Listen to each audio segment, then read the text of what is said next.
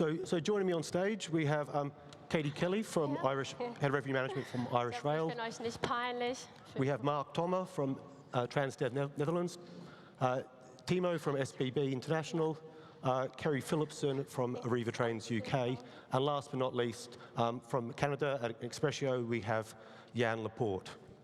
So the topic of today's discussion is really to be looking at, how can we use commercial strategies really to drive some revenue recovery, volume recovery back in public transport. So coming out of the pandemic, it's really pleasing to see revenue numbers and passenger numbers, especially in the UK, starting to approach the pre-COVID levels.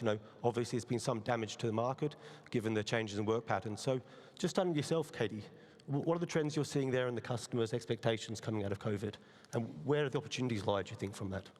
Well, it's probably very much similar to the UK. We have seen a huge passenger increase since COVID. Our online passenger numbers have increased by about 40%. But the Irish government, they reduced the fares in April by about 20%, leading to our passengers purchasing more. So we had a few initiatives. We cut our first class tickets by half. So this incentivized passengers to travel with us. We also now have a quiet carriage that people can book for different user groups, which is really helping. Our revenue management strategy has changed really. So we're focusing on different pricing. Again, first class being half the value. We're also looking at route configurations, how we're going to price at different ODs and different groups. So that's really Irish Rail and what we're doing at the moment. So was the first class reduction in response to what customers were telling you? Sorry, that was in response to the catering. So we with COVID, got rid of the catering. Okay, so it's adjusting to the product mix. Yeah, basically. exactly. Okay. And the catering market has only returned now on one route, our Belfast route. So it's highly unlikely that it won't return to the rest. So we'll keep that at 50% of a discount. And how have customers reacted to first class without catering? It's really increased. Like catering, they've not taken it very well now, I have to say, but the purchasing power in the first class has increased immensely. So that's good to hear. So Jan, so you're obviously very privileged to be working across many operators in many different geographies at ExPretio. So what are you seeing in terms of changing customers' perception of value now coming out of the COVID? Obviously, we heard from colleagues at Deutsche Bahn saying the mix has changed, but are you seeing anything within the individual markets, or is it purely a mix question? Yeah, I think there's one case where the JP Morgan quote about what about the market? It will fluctuate. The demand did fluctuate a lot. It still is. The ONDs that were the high ones before now are not necessarily the most highest ones. And we were all wondering before whether when the pandemic would be over, whether people were waiting to travel, right?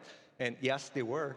And we see that especially on long distance. Of course, there are regional differences, but across the board, I would say any country right now, we've seen this, that the longer distance trips are a lot more popular than they used to be, and they are very sensitive to prices. Whether it's only because they're leisure trips or not, I'm not entirely sure, but it seems so. And more, it's not, almost not everywhere, but in many places we're getting very close to 2019 levels that were already record levels in terms of number of passengers. And more what we're seeing is not necessarily trying to get more passengers, but ensuring quality of service. So looking at prices and revenue management are a way to steer passengers and maintain the quality of service to continue delivering value. Yeah, thanks, Dan. This is very, very insightful. So, Kerry, obviously you work in the retail space. We've spoken a bit about pricing changes and the market changing, the customer's perception of that post-pandemic. What work are you doing at Arriva to understand what customers expect from the from the ticketing proposition? So I think with the customer, at the moment we're kind of looking at focusing on the whether they're leisure customers, whether they're commuters, and I think that's kind of been a very difficult thing to actually manage over the kind of pandemic, because obviously the way in which the customer travels is different. So, for example, we would say that all season ticket holders are commuters, but actually now you could have walk-up fares, you could have advanced purchases that are actually commuter customers. But that means that when we're kind of forecasting within revenue management, we're not necessarily taking on those kind of different aspects of the customer and what they're doing. So we've done quite a lot of work on actually trying to find out through data what our customers want and what they are actually doing. So one of the things that we've sort of looking at as well is leg-based journeys. So even if a customer is getting a kind of single and return ticket, they might actually be doing that because they're traveling to work. So not just looking at like, okay, well, this is a standard ticket type, but actually looking at where their origin destination is as well. Yeah, so is it fascinating how the market has gone from, traditionally in the UK, we saw it very much focused on, if you knew what ticket someone bought, you knew why they were travelling, and we've really seen that breakdown across the picture, haven't we? Yeah. So obviously, Mark, you're at the forefront of some of the new retailing innovations in the Netherlands. From your perspective, how do you think the new retailing approaches will improve our understanding what customers want, how customers use our services? How does it enable us to move off such a simple putting people into buckets based on what they bought? Yeah, that's correct. I think currently in the Netherlands we are quite in an interesting journey regarding the new payment scheme that we are introducing. Maybe all of you saw the presentation in the beginning at 1 o'clock about OVP. But actually that's all about, well, the customer and the technique, but actually also it takes a new step into the new proposition world because it takes that we are going from the car-based system into the account-based system, and at the moment that someone is an account, is actually a person behind it, and that we, as a sector, can go to the next level if we look to new propositions. As Transdev, last year we already introduced in the current scheme a new payment proposition in which the customer gets automatic more discount at the numbers of trips that he or she is traveling during a month. And we actually see that, well, it's quite a good proposition, not only for a particular commuter or schooler or somebody else, because it actually rewards the passenger at the number of trips. And for us, we believe that's the new way to go if we look to the near future, especially if we can imagine that we can go into yield management as well. So if the buses or trains are getting fuller and fuller, which hopefully we will see in the near future after COVID, we actually are able to do something with the price as well to lower or high it, not only based during the year, but maybe on a day base or during an event as well.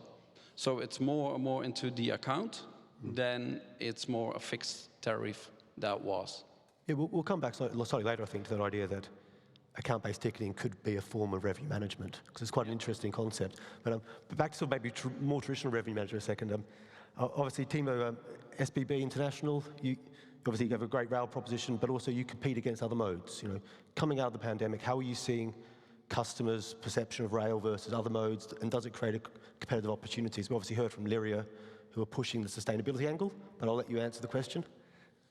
Yeah, absolutely. I mean, I'm a historian and studied history, so let's give some context. Let's look back in 2019, where I guess we were all very, very happy. We thought, now rail is really kicking off, and it's the beginning of something great, and we're going to be competitive. And already then, we slightly changed our pricing strategy to a more volume-based strategy. And so then, obviously, we all know what happened with COVID. And I think also in this phase, even though it was not the most rewarding, but it was a very important phase where we had to act really quickly and decisively to reimburse customers, to really gain their trust as well in rail, to say, okay, we're here, you have a trip with us, but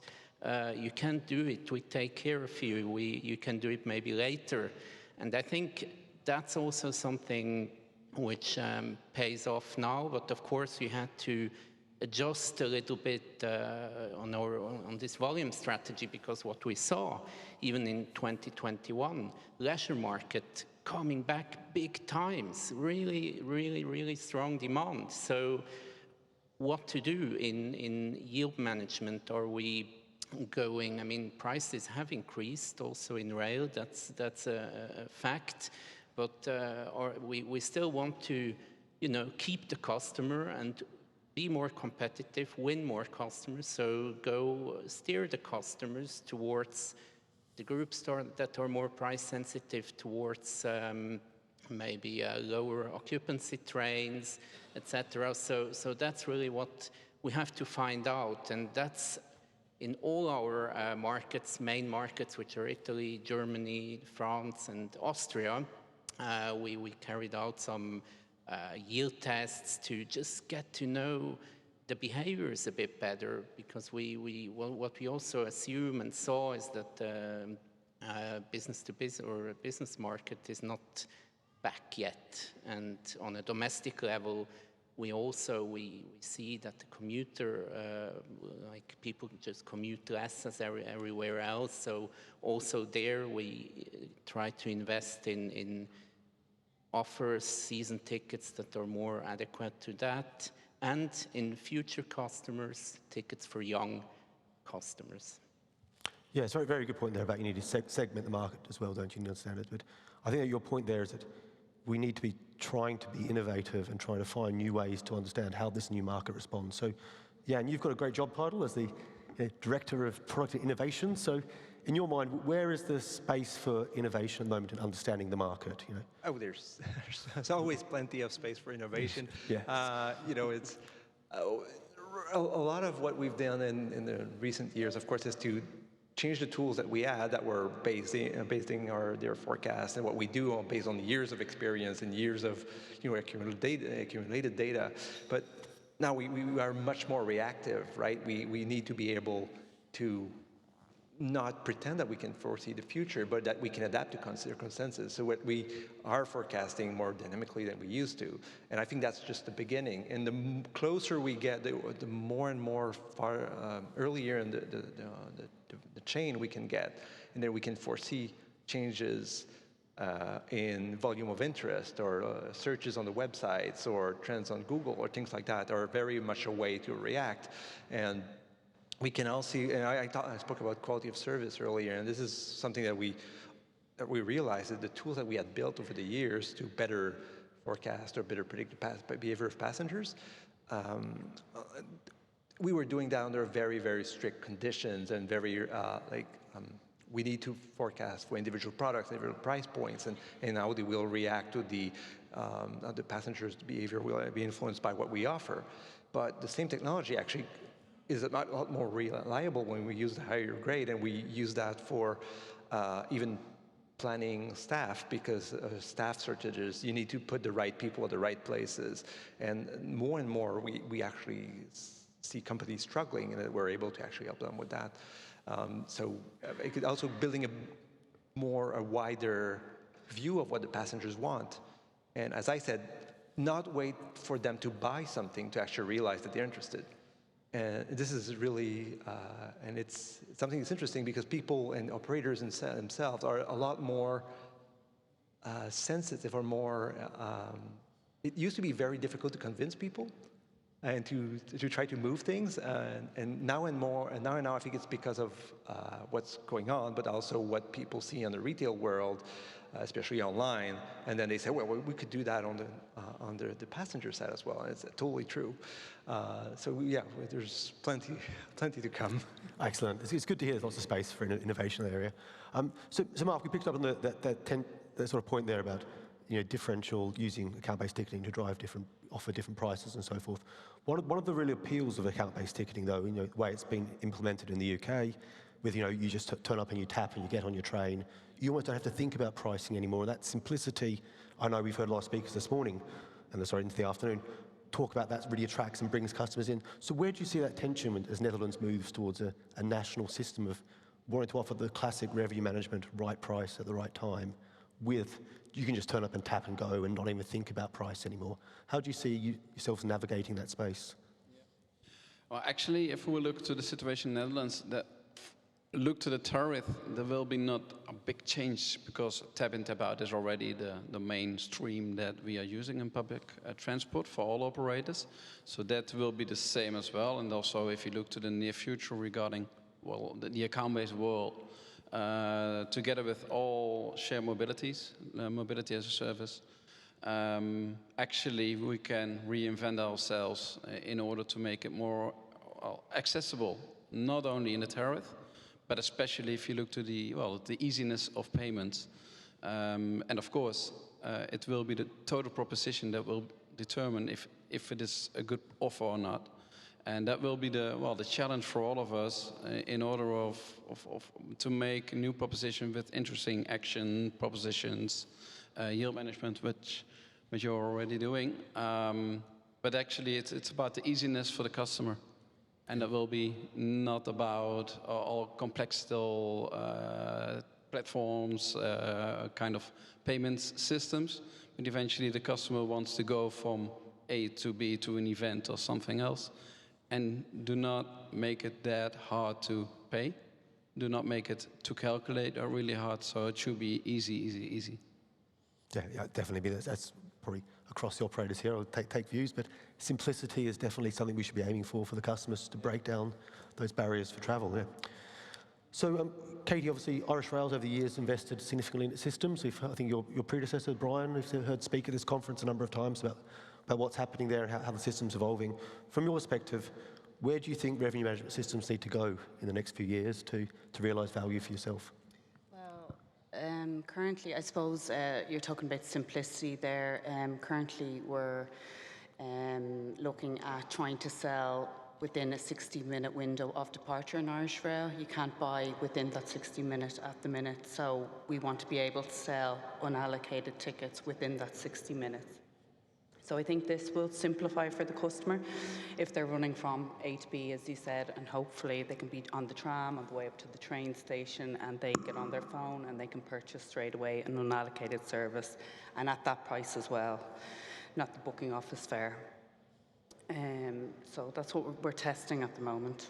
Yeah, so that's it.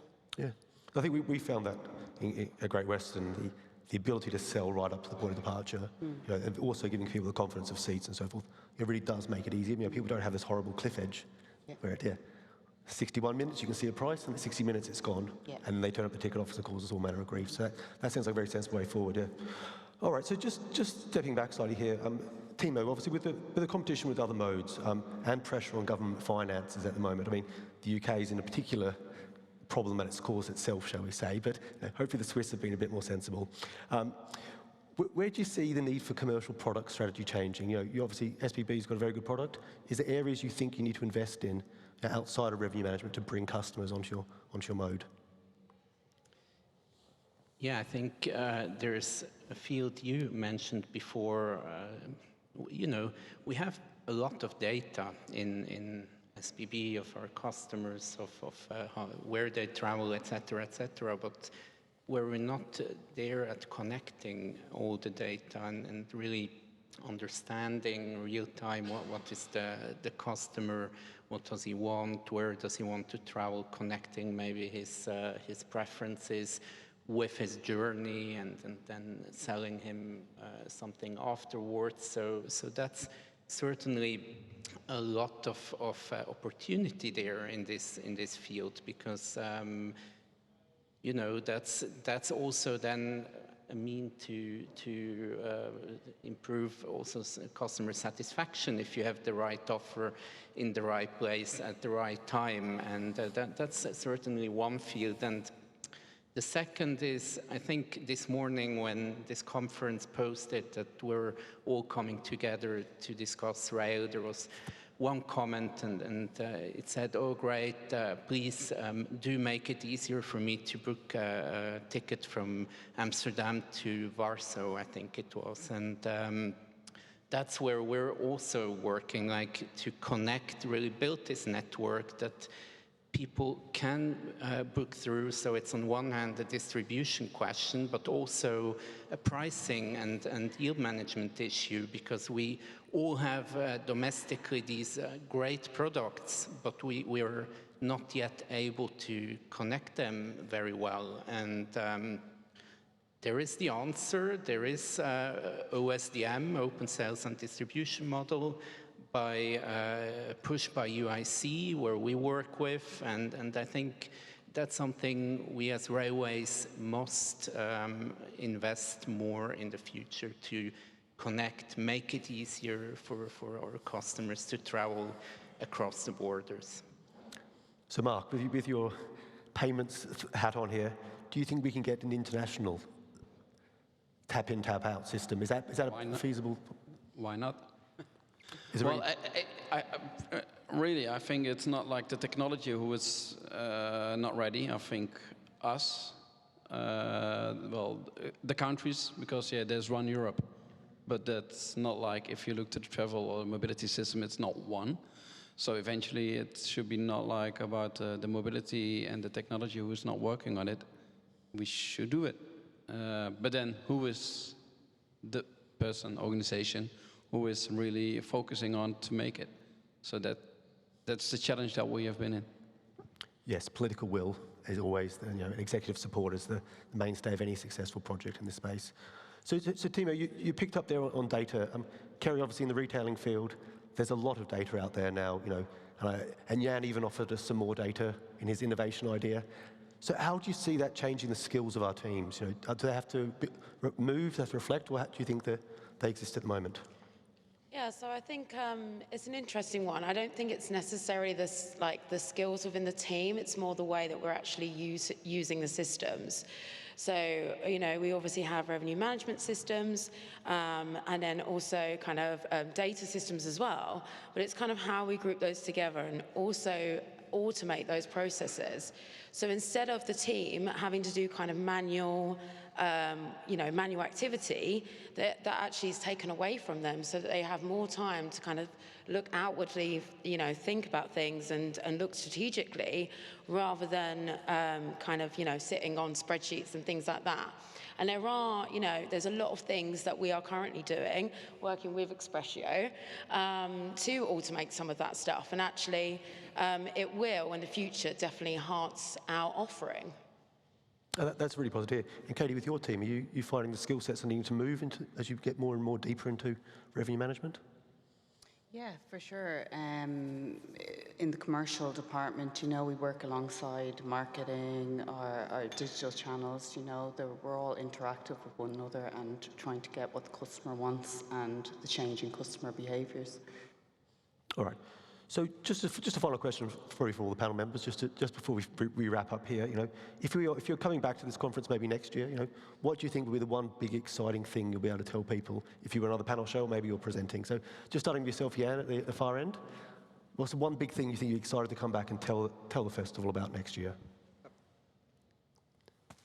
One big thing you'd be excited to tell us about next year. What's going to change for ExPretio over the next 12 months? We are actually revamping and about to roll out our new revenue management system. So that's going to be a very exciting thing. And also, we are celebrating our 20th anniversary this year. So we're almost timing the two events together. But yeah, that's going to be. Well, congratulations for 20 years. Kerry, for yourself, where do you see Arriva trains being the next? So I think for us, it's going to be the enhancement of our digital platforms, and I think that kind of goes hand in hand with what we do currently within revenue management, and actually being able to really show the customer exactly what they're getting, as well as an improved kind of user experience. Excellent here. And so, Timo, international domination. What's next for SBB?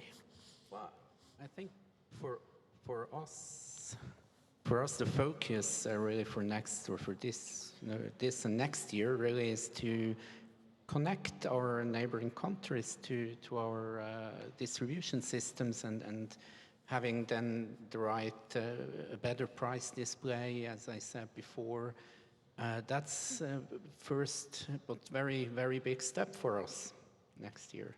Yeah, very exciting as well. Good. Especially hopefully the carbon impact of that's notable. And Mark?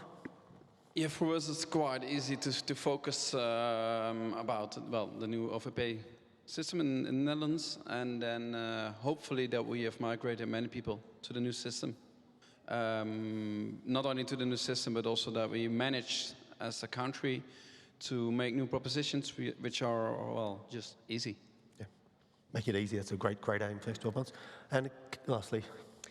I suppose, well, if we have the barcoding in place in Irish Rail and can purchase within 60 minutes, we would be very happy. And we want to automate more of the RM processes. So if I can come back and tell you all that it's nearly all automated, I'll be very happy. So, yeah, that brilliant stuff, guys. So round of applause for our panel. Thank you for your time.